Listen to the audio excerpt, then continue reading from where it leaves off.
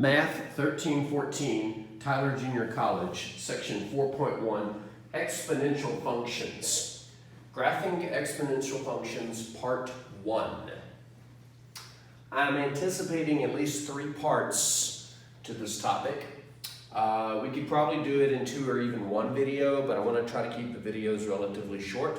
And there are some natural divisions between this type of problem and that type of problem, and then a third type of problem. So we'll start with functions of the form f of x equals b to the x, where b is greater than 1. Recall that an exponential function is a function whose variable is in the exponent only, and this is about as simple as it can get.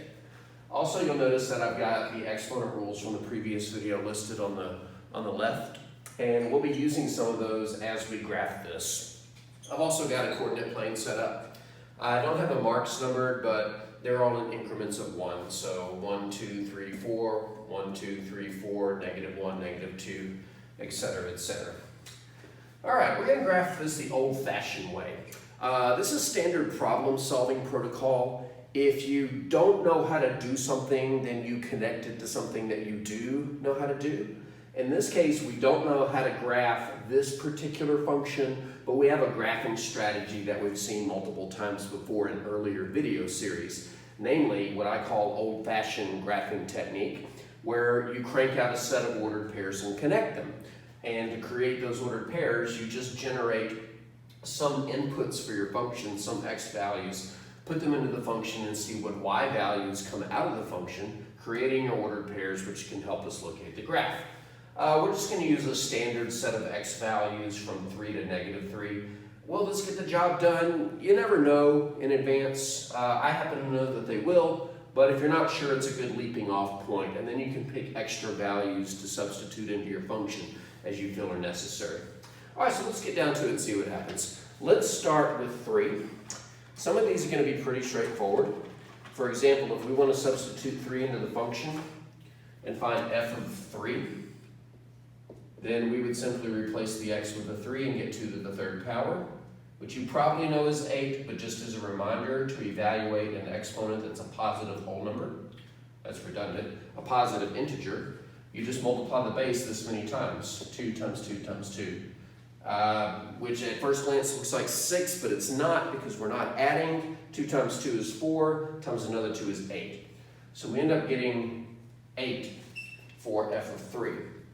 Now, in order to be concise and not take up too much space, when we calculate these values, I'm just going to write the results in the second column in this table. Actually, we could probably just calculate them over here. And then after we complete the second column, we'll move these ordered pairs over to the coordinate plane and see what happens. Some of these are pretty easy. If we put 2 into the function, we get f of 2. And so the base of 2 picks up an exponent of 2. 2 squared, of course, is 4, so not a whole lot to look at there. If we substitute 1 into the function, we get 2 to the 1st power. Well, we just write down the 2 once. 2 to the 1st power is 2. But once we get past 1, then we have to start remembering some of our exponent rules. For example, if we put 0 into our function, then our function says put that 0, our function here, says put that 0 on the 2 as an exponent, and we get 2 to the 0 power. And if you're not careful, you're going to go 0, unless you remember that any number to the 0 power is equal to 1 as long as that base is not equal to 0. So 2 to the 0 power is equal to 1. And then we start getting into our negative exponents. Well, we have a rule for that also. To evaluate a base to a negative power, it's simply the reciprocal of the base raised to the corresponding positive power. Specifically, if we evaluate f of -1, then we're being asked to evaluate 2 to the -1 power, but by the rule for negative exponents, 2 to the -1 power is 1 over 2 to the positive 1 power. Well, 2 to the positive 1 power is still 2, and so we get a final result of 1/2. Oh no, fractions. Everybody run, throwing your hands in the air, screaming, ah, fractions are scary. They're not. Continuing, substituting a -2 will give us 2 to the -2 power, but let's be efficient about this. This simply says reciprocate the answer that I would get if the negative wasn't there. Well, if if the negative wasn't there, it would be this problem whose answer is 4. And so the answer to this one is the reciprocal, 1 over 4. And by the time you get to -3, you pretty much figured out what's going on here. If I raise 2 to the -3 power, might as well write it. F of -3 equals 2 to the -3 power. Then according to the rule for negative exponents, I'll just get the reciprocal of the answer as if the negative weren't there. Well, when the negative wasn't there, the answer was 8, and so with the negative, the answer is 1 over 8. Now, if you're good at picking up on patterns, you can look in the second column and realize that as my x's are decreasing by 1, my values are getting cut in half. Or if you're moving upwards, as the x's increased by 1, the values keep doubling. A little more obvious once you get to the whole numbers. So let's see what that looks like over here. Our first ordered pair is going to be 3, 8. So we'll go over 3 and up 8. 1, 2, 3, 4, 5, 6, 7. Let's do this. Go over 3, and then up 8 is about 1, 2, 3, 4, 5, 6, 7, 8. It's about here. And since it's our first graph, we'll go ahead and just label it 3, 8.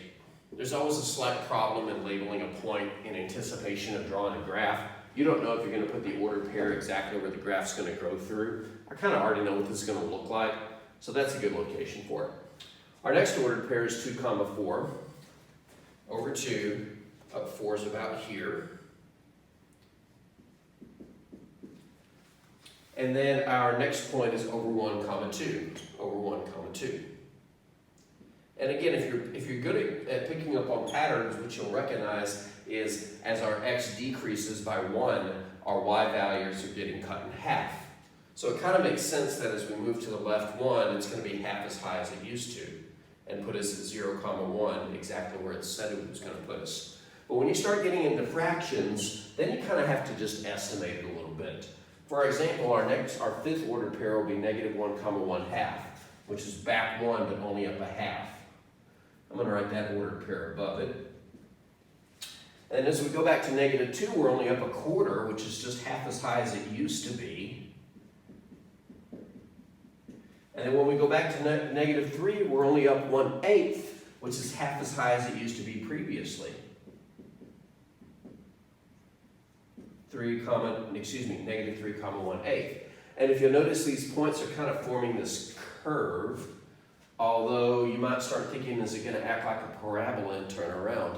Well, let's go ahead and connect these and figure out what's going to happen with the end behavior. Okay, we get something like that, kind of flat, and then it starts to skyrocket. And looks like that. So let's see if we can figure out what's going to happen as we go forever to the left or forever to the right. Forever to the right, I think, is pretty easy. It's not common to discuss the ends of this as end behavior like we did in section 3.2 when we talked about the graphs of polynomial functions. But any graph you can discuss its end behavior, which is really just asking what's happened as the x gets really large in the positive direction as x approaches infinity, or really large in the negative direction. So let's go ahead and kind of figure out what's going on here. Let's start with as x approaches infinity. Let's see if we can figure out what the function value is approaching. In other words, what the outputs are doing.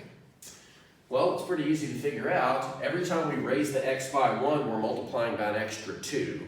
So every time the x increases by 1, the y value doubles. And if we do that forever, it's going to get infinitely large. So we can say as x approaches infinity, f of x approaches infinity. Okay? So I feel pretty comfortable just shooting the graph up like that, maybe not bending it like it did, and then putting an arrow on it. This gets real high, real fast. Okay. But what happens as x approaches negative infinity? As x approaches negative infinity. In other words, what happens as we go further and further out to the left on the graph? Well, there's a couple of ways to think about it. Number one is picking up on the pattern. As we move to the left, I kept commenting that every time we moved over 1, our y value was half as high as it was before.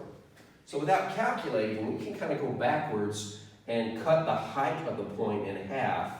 but pretty soon it's going to be barely off the x-axis. Which raises the question, will it ever touch the x-axis? Well, if all we're doing is cutting the height in half each time, as long as it's positive, it's going to stay positive. It'll never get zero. It'll just get closer and closer to it. We've seen this phenomenon before. But if you attack it algebraically in terms of how you work negative exponents, as the exponent gets larger and larger negatively, it's the reciprocal of a larger and larger number positively. Larger and larger exponent positively. So we have this phenomenon where we have 1 over a denominator that is growing and growing and growing, and we've had this discussion before as well. As we do that, the fraction collapses down to 0. Never reaches there, but it gets closer and closer. In other words, there's an asymptote. I'll draw it here in a moment. But as x approaches negative infinity, I think we can confidently say that f of x, the outputs, the y values, are approaching 0. So we're getting different end behaviors. One side explodes, the other one settles down to 0. In fact, I'm going to go ahead and draw a horizontal asymptote here. Although it's only an asymptote on one side, so I guess you could say it's a half asymptote. Anyway, so this left end behavior is basically saying that y equals 0 is a horizontal asymptote on the left. Okay, well that was neat, I suppose. So what do we have here? Well, we have the graph of this function. But notice we just did a specific example when the base is equal to 2. What if the base were equal to 3? Well, let's think about it. If the base were equal to 3, then every time we raise the power by 1, we'd be multiplying by 3. So moving to the right, everything would grow 3 times as high as before instead of twice as high as before. So it would grow faster over here. But on the other end, when we start going through the negative exponents, instead of everything getting cut in half, it would be cut by 1/3, so it would get closer to the x-axis faster. So we get pretty much the exact same shape. The only difference is the right end would skyrocket faster if the base were 3, and the left end would approach the x-axis faster if the base were 3. But essentially, we would get the same shape. In fact, we'll always get this shape whenever the base is greater than 1. So let's categorize this as characteristics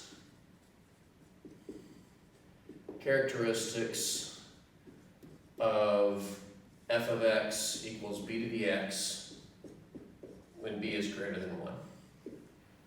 Well, what if it's less than 1? Well, guess what the next video will do.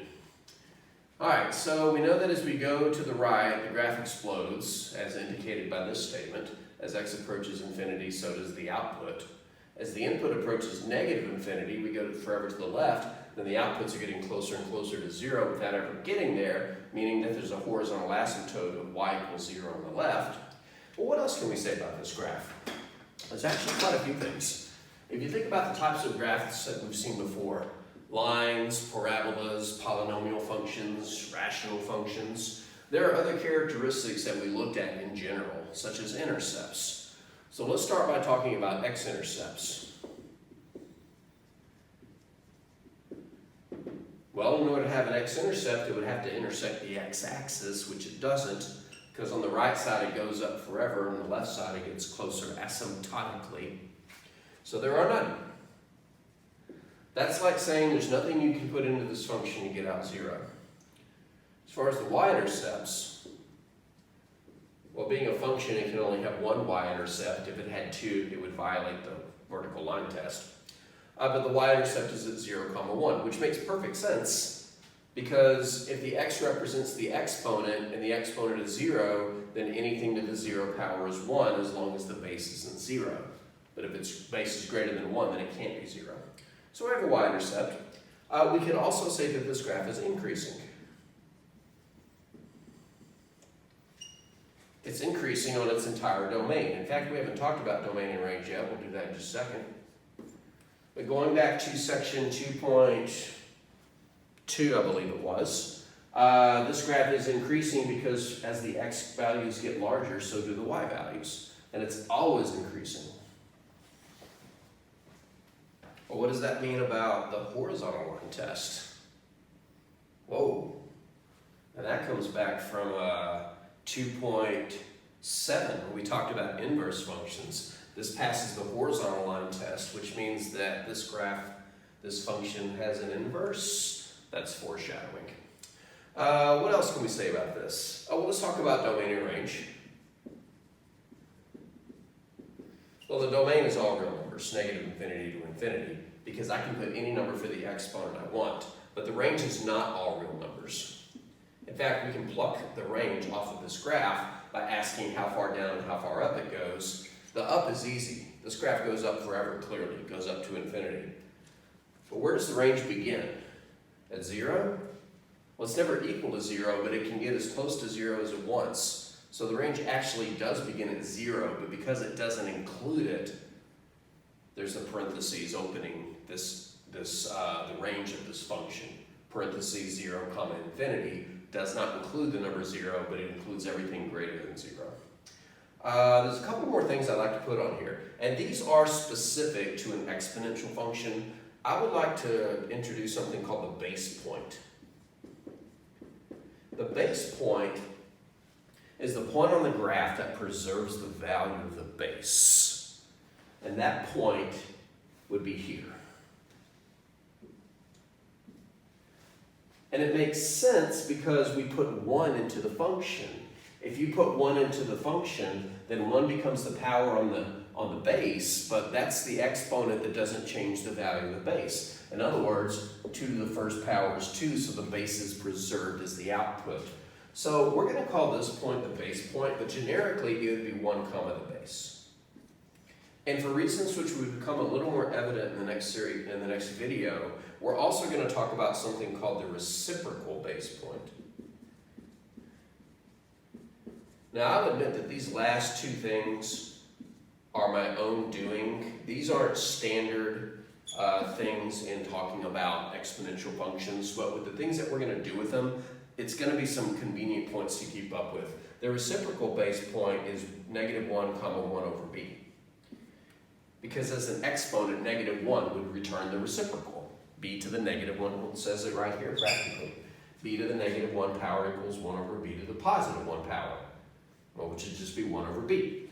So we're going to call this point the reciprocal base point. And of course we have the x and the y-intercept. So those 3 points we're going to focus on as we start moving these graphs around because they capture the particular base in mind. In this case, the base is 2 and its reciprocal is 1/2. All right, excuse me. And again, this is the shape of the graph of f of x equals b to the x for any base as long as it's greater than 1. It's always increasing. It always has a horizontal asymptote on the y-axis, excuse me, the x-axis, except only on the left side of the x-axis.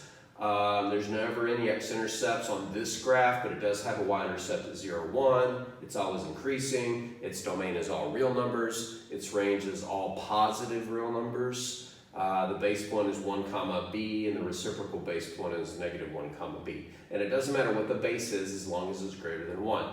As the base gets larger, the right side skyrockets faster, and the left side approaches the x-axis faster. In the next video, we'll explore what happens if we look at a base that's less than 1. I invite you to think about it before we move on. Oh my goodness, that video was a lot longer than I wanted. My apologies.